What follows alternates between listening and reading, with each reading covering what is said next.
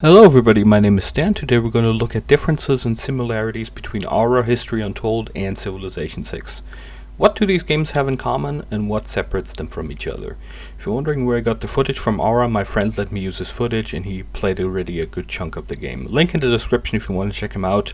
You have to speak German though. Now before I get into the graphics and layout of both games, I want to talk about the gameplay and genre of both games. Civ 6 is a classic 4X game. For those who don't know, 4X stands for Explore, Expand, Exploit, and Exterminate. And Civilization 6 follows that formula pretty strict. You begin the game settling, then expanding quickly with new settlements and getting the best spot on the map. You exploit resources to get those yields, and yes, you can play peacefully in Civ, but more often than not, at a certain point, if you want to expand even more, you're going to have to go to war. Now, Aura also follows this formula, but it has other in-depth elements, so even though they're in the same setting, the actual gameplay is pretty different from each other. The devs talk a lot about Aura being a grand strategy game, and so this is the first difference. Aura has 4X elements, yes, but it also lets you manage your empire much more in depth. And the game is more of a sandbox where you can go into detail about how to run your empire exactly as you want it. And it's also city builder. Aspects similar to games like Anno 1800 or High Rise City, there are complex commodity chains which you have to follow. It is similar to a game like Millennia, but Aura takes it to a whole new level. Not only do you have to produce complex chains to get better yields and boost to your empire, you can also use certain materials to buff cities, buildings, and speed up production and even build wonders. So Aura is a mix of different genres, whereas Civilization sticks to one genre mainly. Aura is also less beginner-friendly than Civ. The devs of Aura expect you to be familiar with most of the elements by having played previous games, which have those mechanics. So if you're new to 4X games or grand strategy games, you might get overwhelmed by the complexity, and a game like Civ 6, which is less in-depth, might suit you better as you can get into it quickly. We'll get into the visual elements in a second, but if you want to learn more about Civ 6 or even Aura History Untold, then don't forget to subscribe to the channel and press the bell icon. I'll be making more videos on Aura in the future and also more Civ content. Now if you've seen both games, you probably have seen that they look quite different. Civ 6 uses a hexagon fields, whereas Aura has different sized regions which look more organic. You would think that Aura's regions are more complex to navigate than Civ's hex fields, but actually the opposite is the case. When you build a scout or a settler in Civ, you have to map out how you walk, as there are, for example, rivers which slow down your movements, or hills, or even forests which slow down your movement. In Aura, you always move from one region to the other at the same speed. One movement or two if there's a street. No matter how the region looks, like if there are woods or rivers, all of that doesn't matter. You always move one forward by default, one or two if you get a boost somehow. Also, there are hostile elements in animals in Aura, which are marked on the map, but they do not attack you. You might remember the barbarian rushes in Civilization 6, which can quickly overwhelm your units and cities. Those do not exist as much in Aura. There are barbarians which can attack you, but they're much less hostile and aggressive than the barbs in Civ. Graphics-wise, you'll can tell by looking at both games that Civ is quite old by this point, especially if you zoom in. Aura looks absolutely fantastic. You can see every unit and every citizen when zoomed in. The thing is, you don't play Aura zoomed in, you play Aura in with its tactical overlay, where it looks more like a board game a little bit. That's a major difference. In Civ, when a unit moves, you see it move. In Aura, it gets more abstract as units are represented by icons.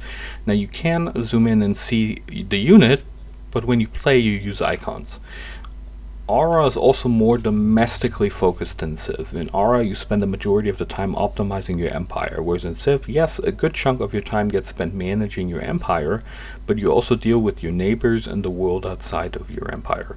In Aura you can get so involved optimizing everything that you forget that there are other players. One of the big features of Aura is that everybody does turns simultaneously. In Aura you can move units back and forth as you like. The only move and your actions are final when you end a turn.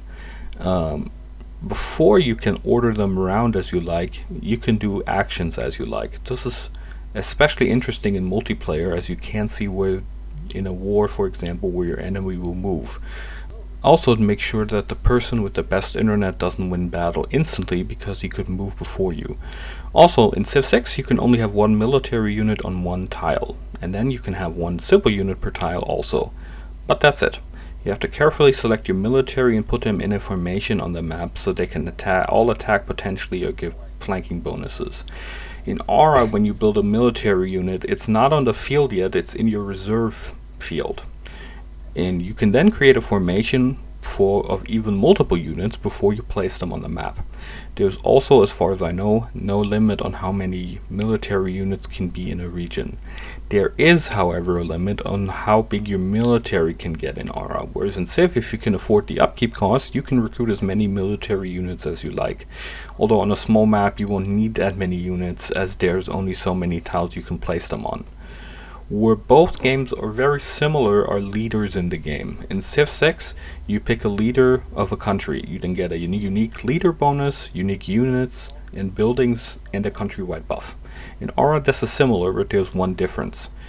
You don't get a unique unit or buildings. Instead, leaders give you significant empire-wide buffs. You get a unique ability for every leader, and then you have the leader traits. These traits also give different buffs, but they're not unique. Multiple leaders can have similar traits, although the combination of 5 leader traits is always unique to the leader. The length of the game is also different. In Civ 6, you play up to 500 turns usually, before someone wins the game. In Aura, you can play up to 1,200 turns, depending on how long you set the game in the beginning, so Aura is a more lengthy game than Civ.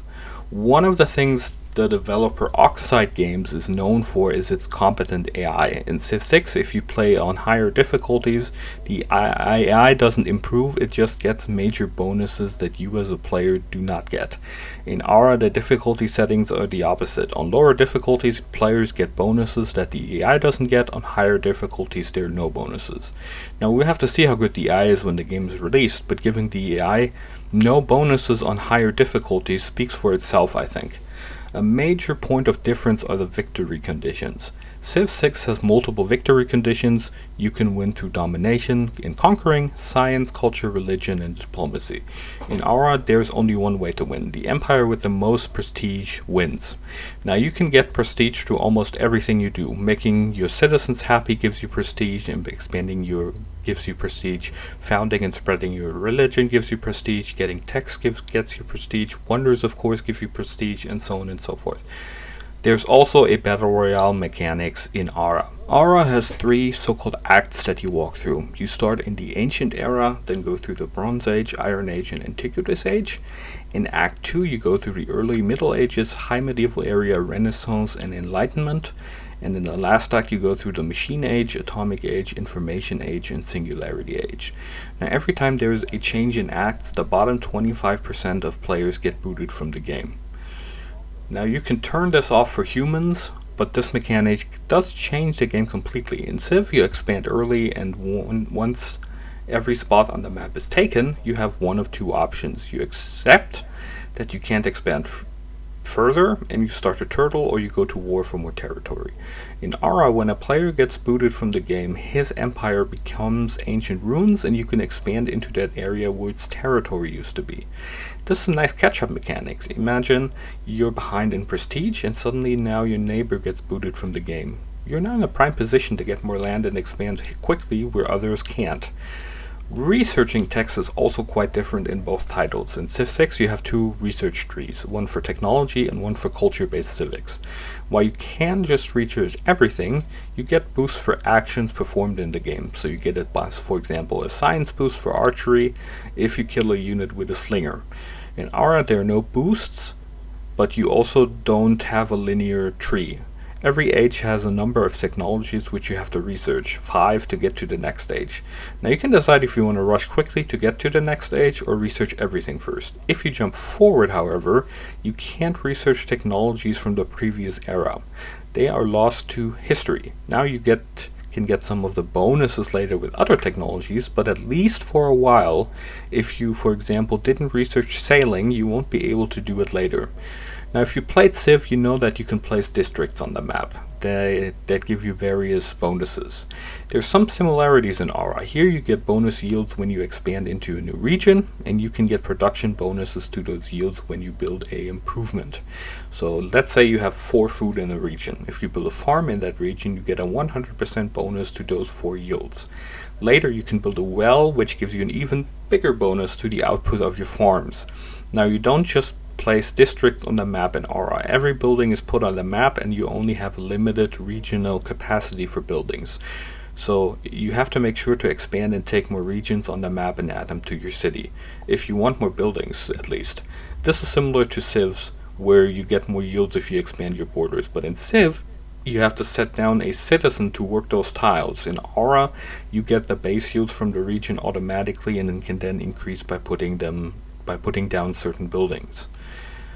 Something both Civ 6 and Aura focus on is replayability. In both games, every round of Civ or Aura is a little bit different depending on where you start, which tiles or regions you have nearby, which leaders you play, how the AI does things, and much more. These are games which you'll only get good if you play them a couple of times to understand its deep mechanics. Now with Aura, they want to increase replayability also with its event system. Based on historical events from the period, you get pop-ups where you have to make a moral choice. There's often no right or wrong answer, and it can impact your game significantly. For example, you could get an event to aid a tribe, which are like in Civ, the city-states, to aid them with food, for example. Now, if you do that, you improve the relationship with the tribe, but you also lose food. If you decline, they get angry, and eventually, if you've pissed them off enough, they can attack you. So you have to make those choices all the time, and they change how you play the game. But here in total, in Aura History Untold, is it a civilization killer? I would say no, because it combines much more broadly different elements from different games to create something truly unique. But if you're like me and you played a lot of Grand Strategy or 4X games and you like games like Anno 1800, then this is probably a game you look forward to. And yes, it might even, for those hardcore players, be better than Civ 6. It really depends what you like and what you don't like. Thanks for watching. I hope I could help you, and don't forget to subscribe if you want to see more Civ and Aura content. Thanks for watching.